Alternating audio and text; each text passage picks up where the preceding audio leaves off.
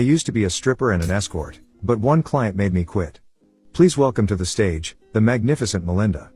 I took a deep breath and walked through the curtains, the eyes of 5 lonely men fixated on everything below my face.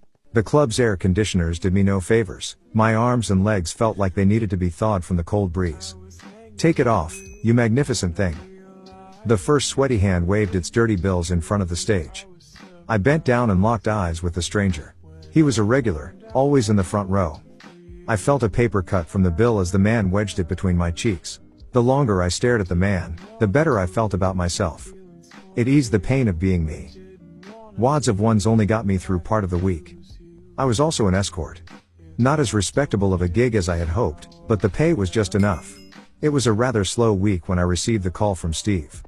He lived only a few blocks from my apartment. I knocked. The door opened immediately. Steve came into view. I surveyed him up and down to get a sense of what I was getting myself into. Bald. Triple-chinned with a little scruff.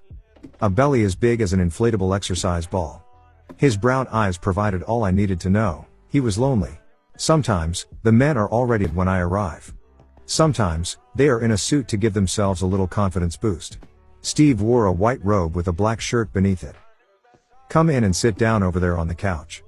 I wouldn't say Steve's place was clean, but it certainly wasn't as bad as other clients' homes I'd seen over the years.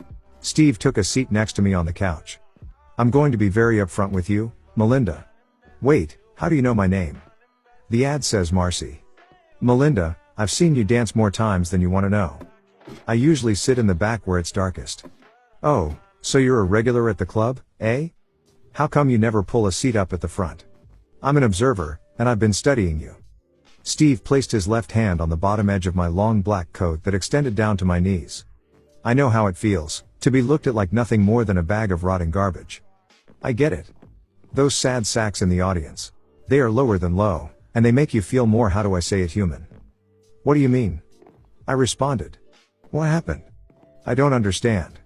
Melinda, what happened to you that made you change the course of your life? I'll give you a hint. What did they use to call you? My jaw tightened. I couldn't say it, wouldn't dare say the word that tormented me for most of my existence.